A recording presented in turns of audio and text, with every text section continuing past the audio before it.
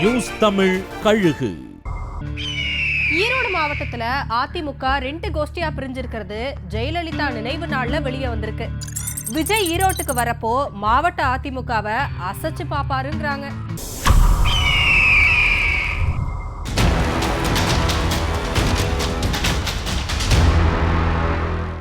செங்கோட்டையனோட விலகலுக்கு அப்புறம் ஈரோடு மாவட்டத்துல அதிமுக வலிமையா இருக்குன்னு காட்ட இபிஎஸ் கோபிச்செட்டிப்பாளையத்துல தன்னோட பிரச்சாரத்தை நடத்தி பிரம்மாண்ட காட்டினாரு. விஜயை ஈரோட்டுக்கு கூட்டிட்டு வந்து இதுவரைக்கும் இல்லாத கூட்டத்தை காட்டி ஆயிரக்கணக்கான அதிமுகவினரை விஜய் முன்னிலையில தாவேக்கவல சேர்க்க செங்கோட்டையன் திட்டம் போட்டிருக்காராம். இதுக்கு நடுவுல ஜெயலலிதாவோட நினைவு நாள்ல ஈரோட்டுல அதிமுக 2 கோஷ்டியா பிரிஞ்சு இருக்கிறது கட்சி தலைமைக்கு ஷாக் கொடுத்திருக்கான்.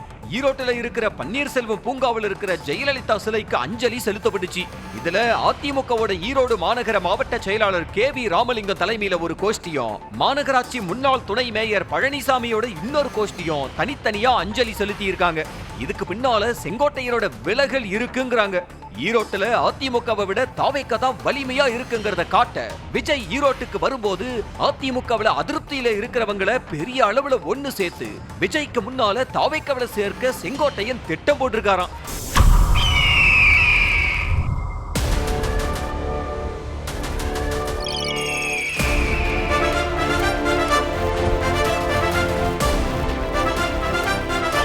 நியூஸ் தமிழ் கழுகு.